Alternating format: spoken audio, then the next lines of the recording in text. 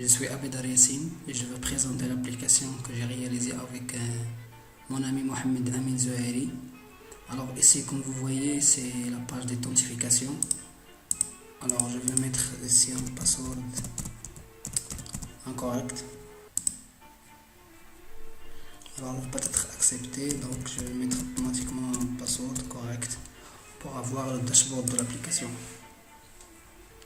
Alors voilà, le dashboard de l'application présente quelques statistiques sur les clients, les produits et les factures. Jusqu'à maintenant, on n'a aucune facture ici. Alors ici, ce sont les factures créées ce jour actuel, donc des statistiques. Alors ici, dans l'onglet clients, on a ici des CRUD de clients, donc ajouter, suppression, et ici chercher, etc. Éditer bien évidemment.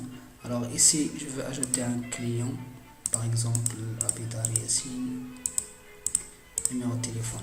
Alors bien évidemment, on a la validation des données, c'est-à-dire si je vais mettre par exemple pour le téléphone un format invalide, alors ici on n'a aucun message, donc c'est-à-dire que les données sont incorrectes.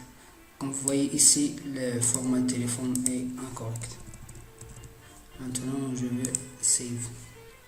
Et voilà, le client est ajouté avec succès. Je peux ajouter encore pour montrer quelque chose. Alors ici, le code client elle va être unique, donc il ne va pas accepter, et aussi le numéro de téléphone. Alors on n'a aucun message, c'est-à-dire que des données sont incorrectes. Alors ici le client 1 déjà existe, donc je vais mettre client 2, et aussi le numéro de téléphone déjà existe, je vais le changer, et voilà, les données sont correctes et le client est ajouté avec succès.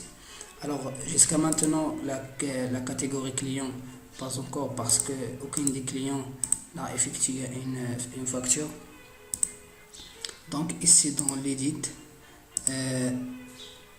je vais changer par exemple ici client 3.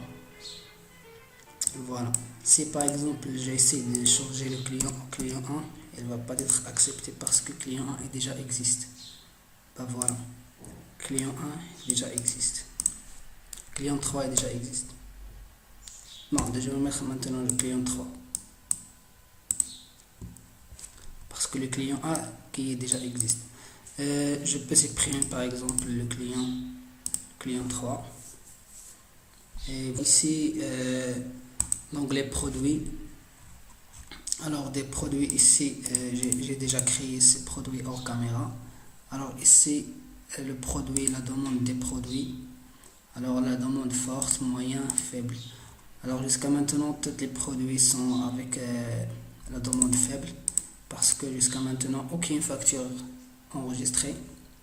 Alors je veux, bien évidemment on a les CRUD des produits. Alors je vais ajouter un produit, donc ref pro, j'espère qu'il n'existe pas, donc ici imprimante, le prix et 500 par exemple en stock. Alors que le produit est ajouté, alors je peux éditer. Alors ici je vais mettre 1000. Voilà, je peux supprimer bien évidemment. Maintenant je vais aller en onglet facture pour créer des nouveaux factures. Jusqu'à maintenant on n'a ici aucune facture. Alors voilà l'onglet ajouter new facture. Ici alors la facture, on peut le diviser en deux parties. Alors la client et les clients et les produits. Alors ici on choisit le client concerné. Automatiquement les informations concernées le client remplit, comme par exemple le code client et le numéro de téléphone. Alors ici le code facture il doit être aussi unique, donc je vais mettre ces factures 1. Alors ici liste des produits qu'on a. Alors je sélectionne des produits, puis ici voilà la quantité en stock, le prix unitaire des produits sélectionnés, et ici la quantité demandée initialisée à 1. Alors, bien évidemment, si il choisit une quantité supérieure à la quantité en stock, donc la facture ne doit pas être enregistrée et on a une erreur. Par exemple, je vais mettre ici 501 pour tester l'erreur. Alors maintenant, je vais faire valider.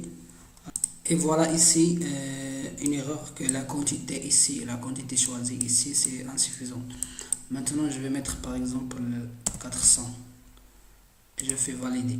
Alors ici, la facture est créée avec succès. Et voilà ici un tableau qui résume un petit peu tout.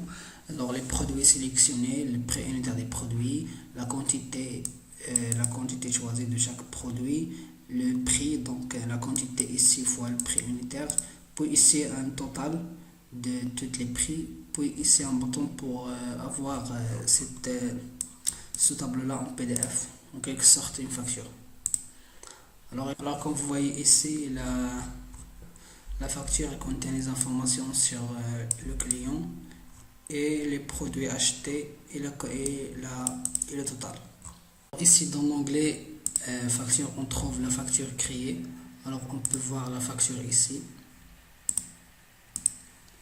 Donc ici raison sociale, par exemple, je le change. Alors ici le nom client, prénom et ici les produits achetés et le total. Alors ici la suppression, alors on supprime la ligne facture et on ajoute les quantités demandées, par exemple les quantités demandées, on l'ajoute à la quantité en stock de chaque produit.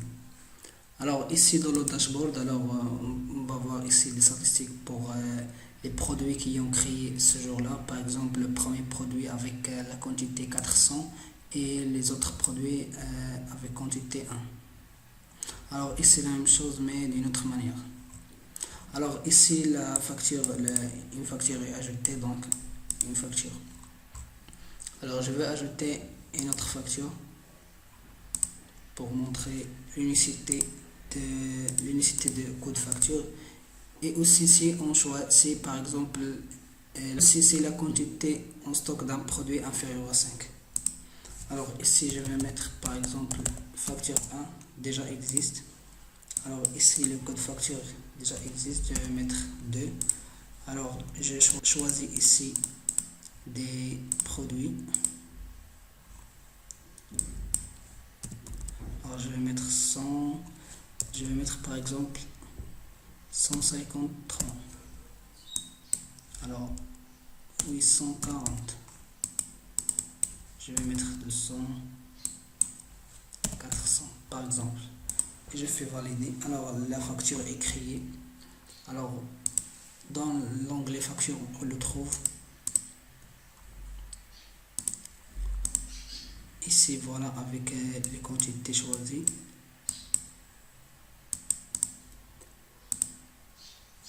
Alors dans le dashboard on va trouver aussi que les statistiques mises à jour donc sont dynamiques. Alors ici les quantités ajoutées. Alors ici la même chose, donc deux factures. Alors ici dans les produits, donc on va trouver ici les produits comme un avertissement, par exemple ce produit là a une quantité inférieure à 5. Ici dans l'onglet user, alors on trouve les utilisateurs de l'application. Alors on a ici l'admin. Alors je peux ajouter un autre, je vais l'appeler par exemple Yassine.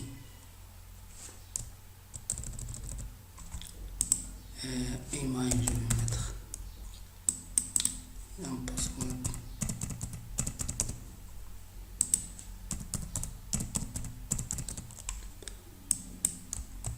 Alors ici je fais save. Alors utilisateur est ajouté avec succès. Voilà. Alors je peux chercher ici logout et se connecter avec le nouveau utilisateur. Je pense que c'est ici majuscule.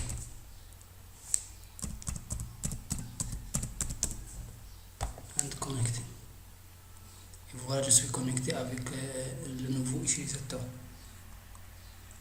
ici le nouveau utilisateur n'est pas admin, donc la partie users pour ajouter ou supprimer les utilisateurs n'est pas visible. Il est visible juste pour l'admin, pour supprimer, ajouter des nouveaux utilisateurs.